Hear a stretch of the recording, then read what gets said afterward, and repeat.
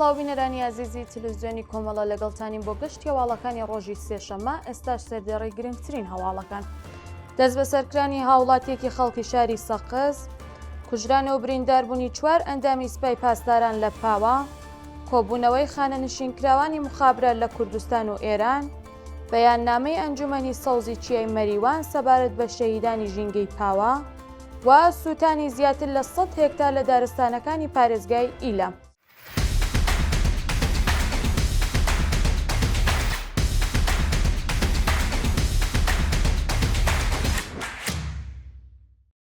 درێژەی هەواڵەکان دەست بە سەرکرانی هاوڵاتیەکی خەڵکی شاری سەقز ڕۆژی شەممە 6 پوشپەڕی 1405 هەتاوی هاوڵاتیەکی خەڵکی شاری سەقز لەلایەن هێزەکانی ئیدارەی ئیتلاعاتەوە دەست بەسەر کراوە. بە پێی دوایین زانیاریەکان ئەو هاوڵاتیە بە ناوی محەممەد محەممەدی بە هێرشی هێزەکانی ئیدارەی ئیتلاعات بۆ سەرماڵەکەی دەست بەسەر و ڕەوانەی گورتورخانە ناوەندامنیەکان کراوە. شایانی باسە کە سەرڕای بە دوواداچوونی بنەماڵەکەی لەسەر دۆخی تەندروستی و شوێنی ڕاگررتنی تا کاتی داڕشتنی ئەم هەواڵە زانیاریەک لە بەردەست دانیە و لە مافی پەیوەندی و چاوپێکەوتن لەگەڵ بنەماڵەکەی پێبەشکراوە. کوژران و برینداربوونی 4 ئەندامی سوپای پاسداران لە پاوە. بە پێی راپۆرتە بڵاوکراوەکان پاش ڕووداوێکی چەکداری لە ناوچەی پاوە 4 ئەندامی سوپای پاسداران کوژراون و یا بریندار بوون. بە پێی دوایین زانیاریەکان ئەو ڕووداوە لە دوای هێرشی چەکداری لەسەر هێزەکانی سوپای پاسداران لە ناوچە و دەوروبەری پاوە ڕوویداوە.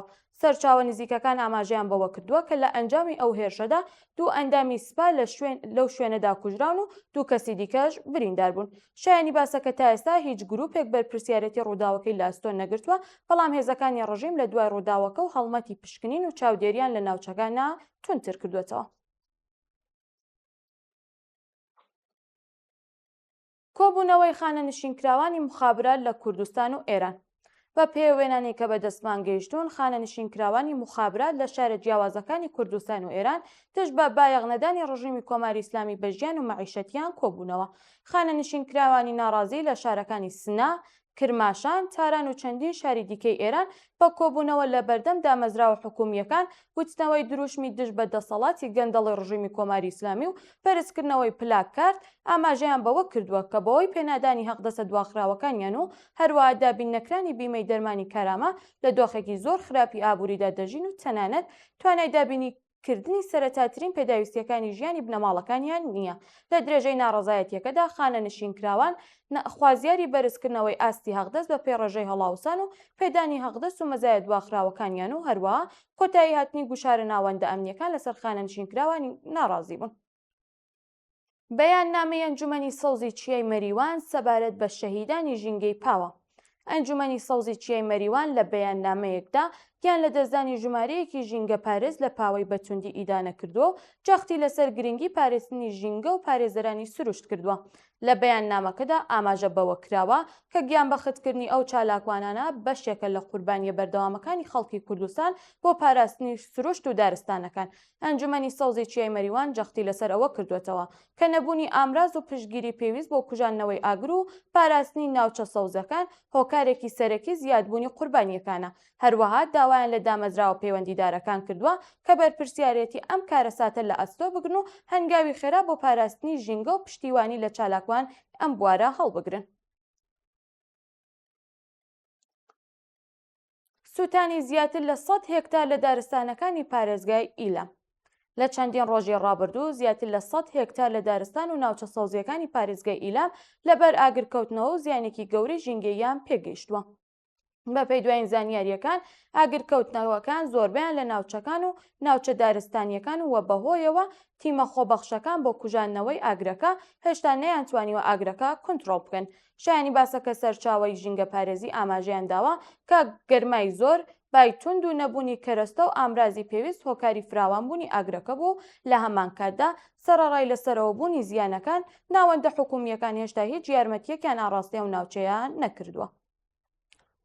درێژەی هەڵمەتی سێشەممەکانی نابۆ سێدارە. ڕۆژی سێشەممە 9 پوشپەڕی 1405 هەتاوی بەندکراوانی ڕاگیرا و لە 57 زیندانی ڕژیمی کۆماری ئیسلامی تشت بە بەردەوامی شەپۆلی لە سێدارەدانی بەندکراوان لە ئێران مانیان لە خواردن گرت.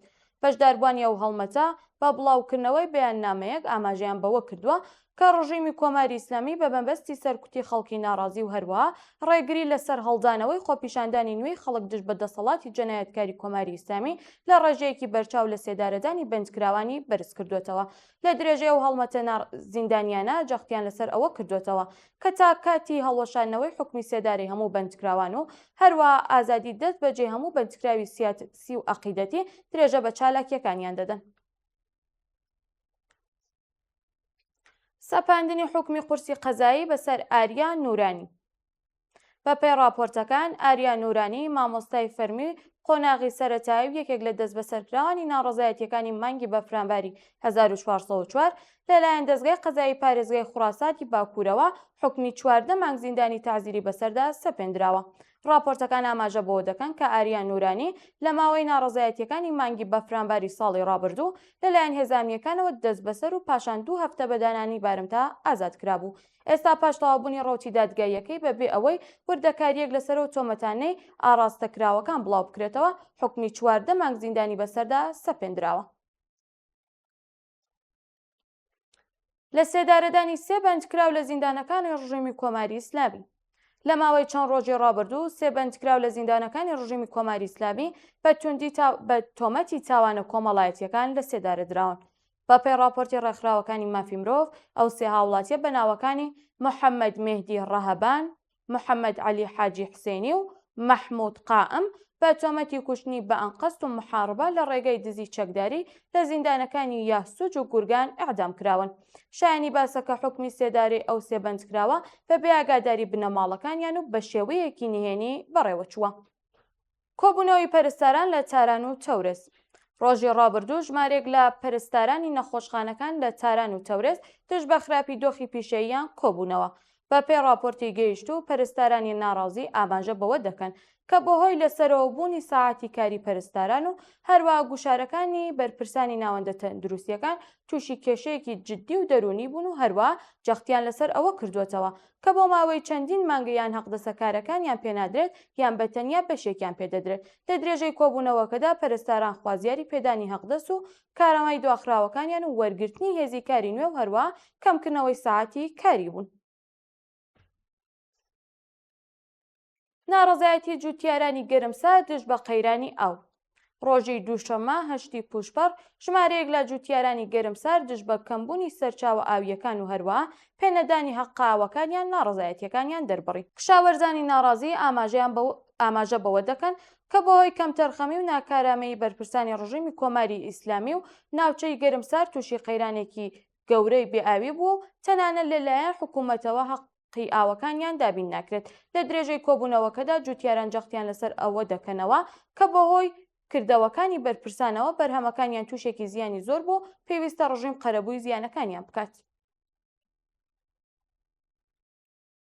مانگرتنی دوو چالاکی مەدەنی لە زیندانی ئێڤین. بە پێی هەواڵی گەیشتوو دوو چالاکی مەدەنی ئازەری و بەندکراو لە زیندانی ئێڤین دژ بە پێنەدانی مافە بنەڕەتەکانیان مانیان بە خواردن گرتووە. راپۆرتەکان ئاماژە بەوە دەکەن کە ئەو دوو بەندکراوە بە ناوەکانی عەباس لەسانی و یوسف کاری ئاماژەیان بەوە کردووە کە بەرپرسانی زیندان بە هۆکارێکی نادیار ئەو دوو بەندکراوەیان بۆ بەندە جیاوازەکانی ئەو زیندانە ناردۆ سەرەڕای هەموو ناڕەزایەتیەکانیان ئەم بڕیارە جێبەجێکراوە. لە هەمان کاتدا جەختیان لەسەرەوە کردوێتەوە کە تاکاتی وەدیهاتنی دواخوازیەکانیان پێدانی مافە سەرەتاکانیان و بەڕێوەچوونی یاسای جێبەجێکردنی بەندکراوان بە پێی تاوانەکانیان درێژە بە مانگرتنەکانیان دەدەن. کۆبوونەوەی ئێران و ئەمریکا لە قەتەر سەبارەت بە گەرۆی هۆرمۆز. بە پێی راپۆرتەکان نوێنەرانی کۆماری ئیسلامی و ئەمریکا بە مەبەستی وتەوێژ لەسەر دۆخی گەروی هۆرمۆز و ئاڵۆزیەکانی ناوچەکە لە قەتەر کۆبوونەوە. بە پێی زانیاریە بڵاوکراوەکان لە ناو گفتوگۆکاندا گرنگترین بابەت بریتی بوو لە پاراستنی ئازادی هاتوچوی دەریایی لە گەروی هۆرمۆز، ڕێگری لە هەڵگرسانی ئاڵۆزیە سەربازیەکان و کەمکردنەوەی گژیەکان لە نێوان هەردوو لایەن. سەرچاوە نزیکیەکان ئاماژەیان بەوە کردووە کە وڵاتانی ناوچەکە و هەندێک لایەنی نێودەوڵەتی هەوڵ دەدەن ئەم گفتوگۆیانە بەرەو ئارامکردنەوەی دۆخەکە ببن. هەروەها باس لەوە دەکرێت کە ئەو کۆبوونەوەیە دەتوانێت کاریگەریەکی گرنگی لەسەر دۆخی یابووری و ناڕازی نەوت لە ئاستی جیهان هەبێت. دوایین هەواڵ دیاریکردنی دوامۆڵەتی چەکدانانی میلیشیاکانی سەر بە کۆماری ئیسلامی لە عێراق. بە پێی دوایین زانیاریەکان حکوومەتی عێراق داوای مۆڵەتی دیاریکراوی بۆ چەکدانانی میلیشیاکانی سەر بە کۆماری ئیسلامی لە ناو وڵاتدا دیاری کردووە. حکوومەتی بەغداد داوای لە گروپانە کردووە چەکەکانیان ڕادست بکەن و لە چوارچێوەی دامەزراوە فەرمیەکانی دەوڵەتدا کار بکەن. سەرچاوە نزیکەکان ئاماژیان بەوە کردووە کە ئەم بڕیارە پاش گفتوگۆی فراوان لەگەڵ وڵاتانی ناوچەکە و ئەمریکا وەرگیراوە و مەبەست لێی کەمکردنەوەی گوشاری ئەمنی و سیاسیە. هەروەها هشدار درراوە کە ئەگەر ئەم گروپانە پابەند نەبن هەنگاوی قورسی و یاسایی بەرامبەریان دەگرێتە بەر. بەڵێ بینەرانی عەزیز گەشتی هەواڵەکانمان پێشکەشکردن. باشتاج و بەختەوەربن.